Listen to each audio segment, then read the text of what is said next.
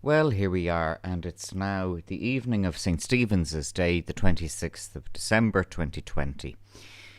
I just watched an excellent video earlier this morning. We bought a new smart TV. We didn't intend it to necessarily be a smart TV, but my mother wanted a new television set with a DVD player inside it, integral. So we got a smart TV. It actually turns out to be a smart TV. So it means that connected to our house's Wi-Fi, I can watch the internet. It's really good. I can just sit and put my feet up. And it's like watching, for the first time, it's like watching the internet on telly. So it's really good. Last night I watched, or earlier this morning in the wee hours, I watched the latest Velocity of Now video by Thomas Sheridan, which is actually linked here in the notes of this particular video, and it's really, really good. And he was talking about many things. It's a 2-hour video of his, but one of the things that he was talking about was cowardice, and another thing he was talking about was how so many people have found the mask scam of this year to have kind of in a strange way given them meaning. You see this it's particularly offensive to see children being made to wear masks by very narcissistic parents. Psychopaths do not understand irony or sarcasm. And I do believe, now reflecting on it this year, that the notion of sarcasm being a bad thing was actually a psychopathic gaslight in the first instance.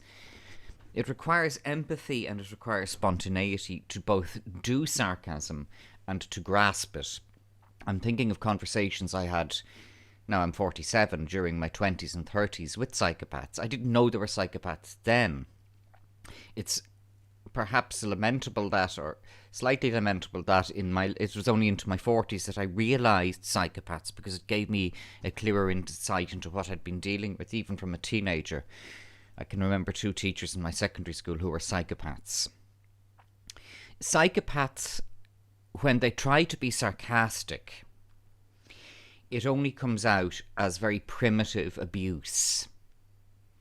Sophisticated sarcasm requires intelligence and empathy, but it also requires spontaneity, because most of the time when we make sarcastic remarks, we make them off the top of our head in response to a situation that we encounter. I remember once teaching a Leaving Cert Honours English class, and a pupil asked me, "How do you spell psychology?" And I said, "The right way." And I said that off the top of my head to him. That was the right answer. You're in 6th year in Leaving Cert Honours English and you don't know how to spell psychology.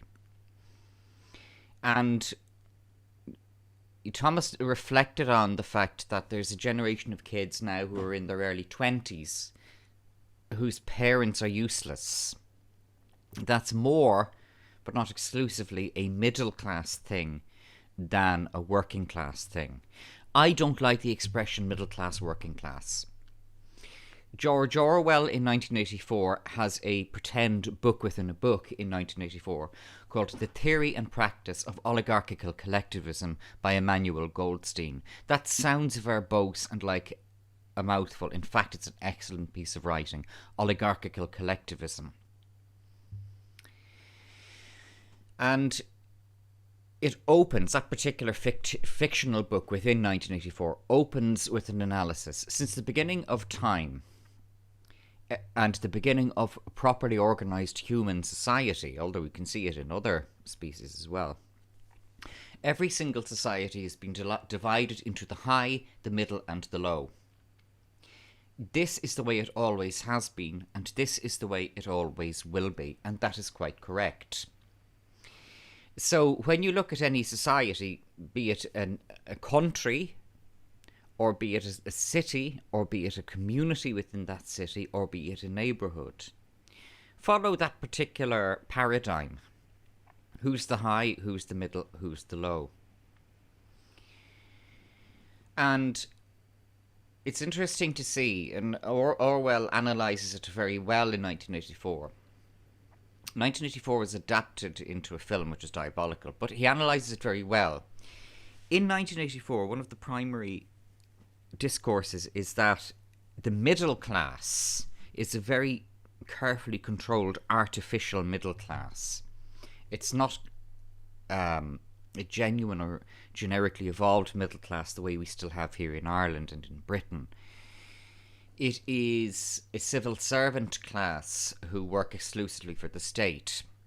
Private enterprise of the type that we know today has gone. It exists as a kind of a black market among the lower class. But in 1984, that middle class is oppressed both by the upper class and by the lower class.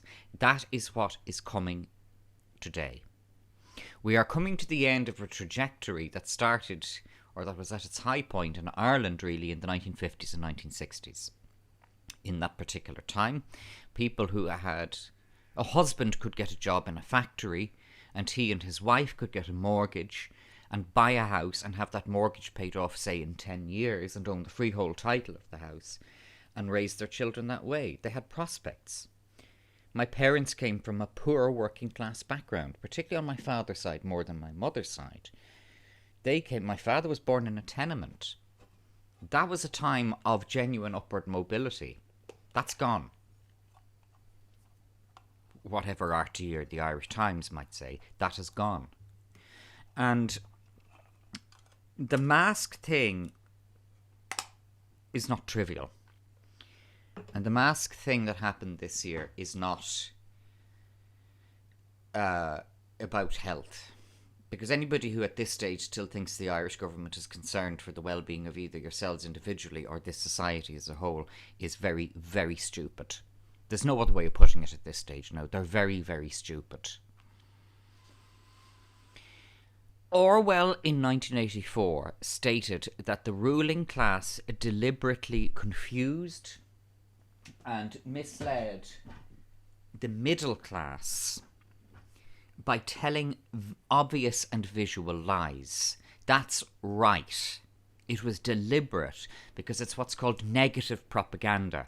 There are two types of propaganda. Positive propaganda, where undue and unjustified praise is given, and negative propaganda, where the victims and recipients of the propaganda are humiliated by being made party to it. So it then places a burden on the victim to speak out against the propaganda. That's why it's so important that we out here in the alternative scene are relentless in speaking out about what's going on. What we're doing on the alt scene isn't a joke. Because if it was a joke, RTE wouldn't have done that pathetic Truth Matters video by that cone-headed freak John Williams this year. That means that we've rattled their cages. We're the ones now who are telling the truth. If you take myself, I'm not even monetized. I refuse to be monetized. As a result, I'm doing what could arguably be called public sector broadcasting. I am doing a public service here. I don't get any money for this. Which is why increasingly I'm closing down comments on my YouTube, because I'm getting a bit tired of the abuse. I'm getting a bit tired of irrelevant, stupid remarks on my YouTube from stalkers who've nothing better to do. Go somewhere else. I'm not being paid for this. I digress.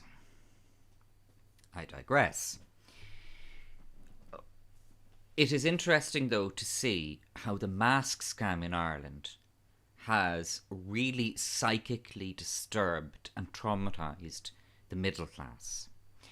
In a previous video, I mentioned going to Clare Hall, Tesco Clare Hall, where I observed that at least 50% of the people, now I may be exaggerating that, or it may have been just a coincidence at the time I went, were not wearing masks, and nobody said anything. Nothing happened. That's lower class, and I don't say that to insult the people in Clare Hall, but that's the attitude that the proles in 1984 had. They were fearless. This is the interesting thing. It wasn't said very directly in 1984. The proles, the lower class, were fearless. The people who I encountered in Tesco Clare Hall were fearless. That's not a middle class trait. Then you get the people who are able to read the law the correct way, interpret it and construe it the correct way, and who know how to write to managements in such a way that the managements will not bother them if they come into the premises without a mask. That's not middle class either. No. The middle class thing is to say you have to wear a mask.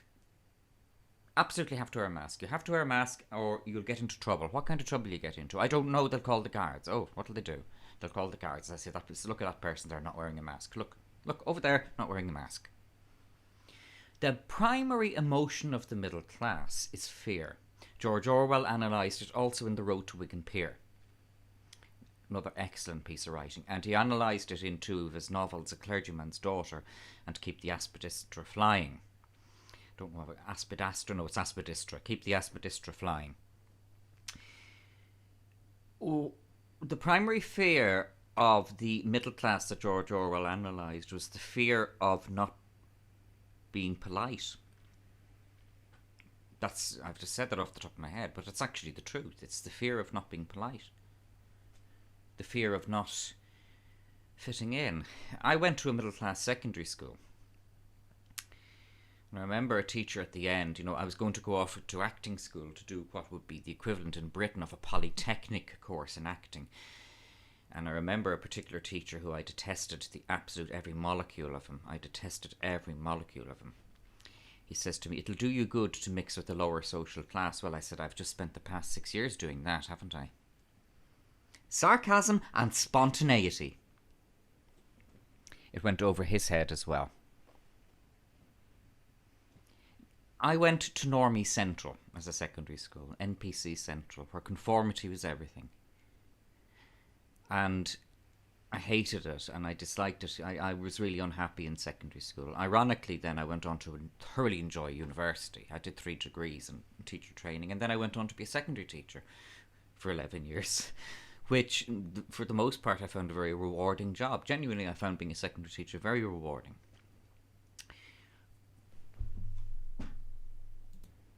So much of it is to do with attitude. It's not really about the amount of disposable income a person has, because you'll find that a lot of the people around Tesco Clare Hall have a lot of cash. They're still cash users. Fair play to them. Good on them. And a lot of the upper class, and I use that term I use these terms judiciously. I do not want to insult any person or group of people. And I would remind anyone that I come from a very staunchly and poor working class background via my parents and my grandparents, particularly on Dad's side. The upper class don't think in terms of cash. They don't even think in terms of the money in their bank account. The upper class think in terms of the long term and strategic positioning. This applies even in things like the masks, because the middle class responded to the mask thing with total paranoia, fear and confusion. They then see these gougers in RTE, these horrible, horrible monsters in RTE, making a mockery of them by not wearing a mask at the retirement of their colleague. Colleague was retiring. And then Eileen Dunn, Ireland's first transsexual newsreader, comes on making an apology with her lopsided face. And your man David something or other does another apology. And Miriam O'Callaghan does an apology.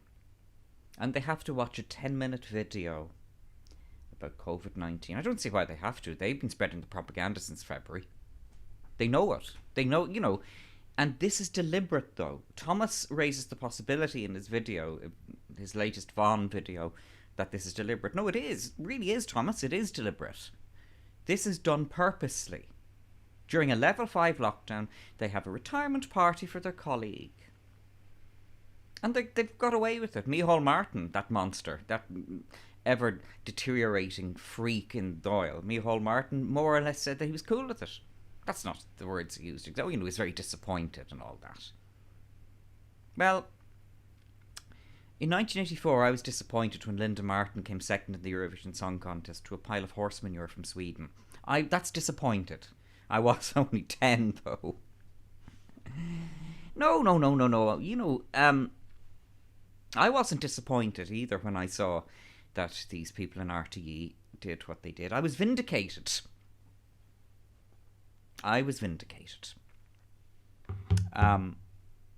Getting back to the class thing. It is a class issue.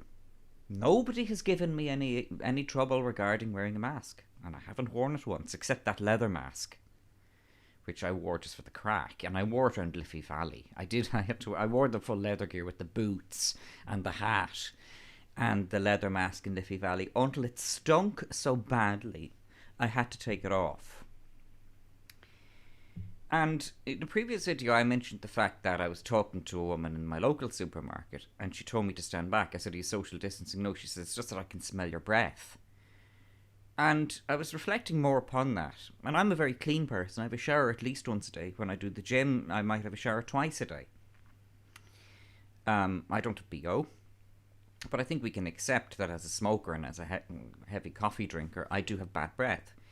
And there's not much you can do about it. I suppose quit smoking, which I'm not going to do. And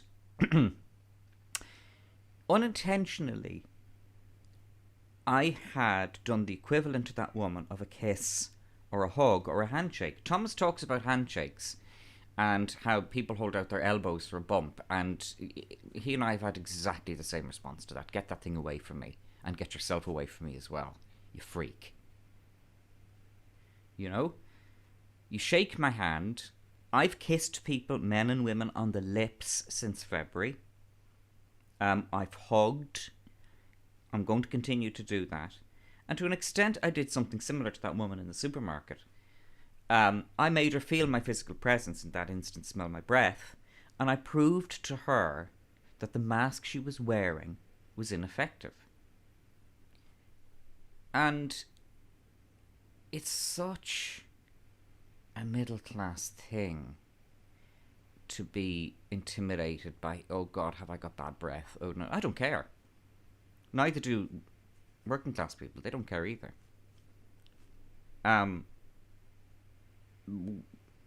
Obviously, I'd rather smell minty fresh from speaking to somebody. But in the funniest way, what I did there brought home to that woman that this mask that she was wearing on her face is a falsehood and that she's being made a fool of. It was unintentional on my part.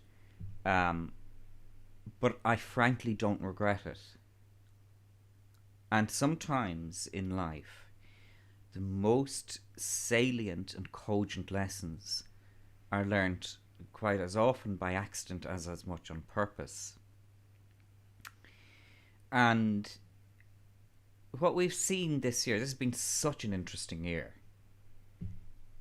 And those of us who began saying one simple thing, I started saying it really in 2012. The government's not your friend. The government is out to get you. We're vindicated now. That doesn't mean that I'm far right, and it doesn't mean that I'm a crank. It means that I'm correct. The mask thing was, from me and from many of us in this same kind of circle, was the litmus test this year, more than anything else. And John Waters excellently talks about how, you know, when the pandemic was allegedly at its height back in February, March, April, nobody was being told to wear a mask. Then in August, apparently it's moved on, we have to wear masks. It's deliberate. You are being made a mockery of. All you fearful mask people.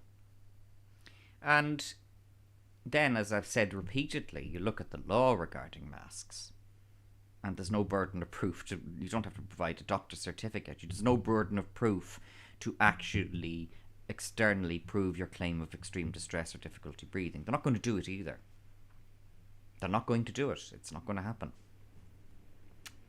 As a courtesy and out of respect for the people who run shops in my own locality, and I have the greatest respect to them, particularly in the circumstances now, I have written into them in advance to say, not going to be wearing a mask. I'm claiming the exemptions under extreme distress and difficulty breathing. That's fine. So this is why then when you get somebody calling the police on me when I'm not wearing a mask, they haven't a leg to stand on. Watch those ones. Watch that video of mine from last week about the busybody on the train.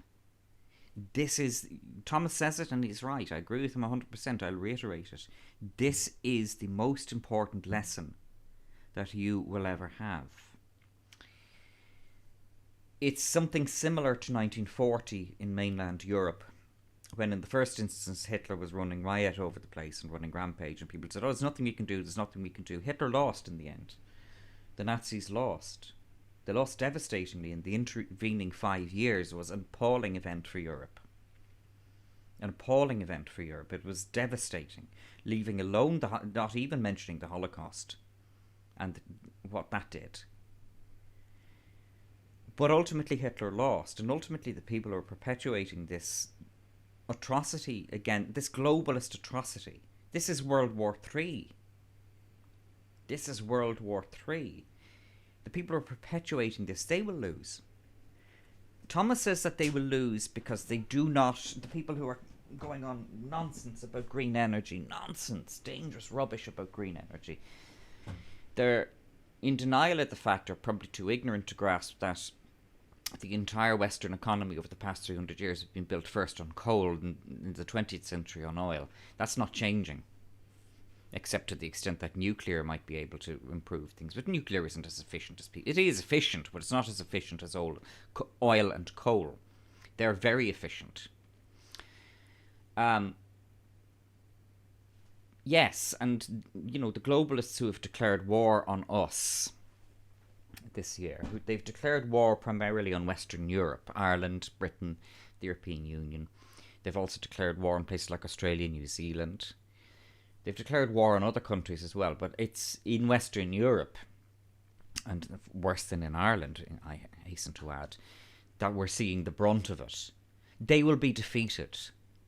They will be defeated because this is a gamble that they took.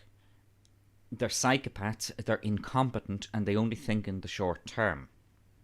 This is a gamble that they took, and they will lose. And already we must begin to think about what's going to happen after they lose. This is what happened after 1945 with the Nuremberg trials. The Nuremberg trials were a very important international process for people to assess what had happened in the Second World War. But between then and now, there hasn't been any proper assessment of what preceded the Second World War, such as how Hitler came to power and how such a large part of the populace was pliable to Hitler's agenda and they were knowledgeable of what he was doing. There hasn't been any proper assessment of that because the psychopaths took over after 1945 again and wanted to suppress it. This time we have to make sure that they lose.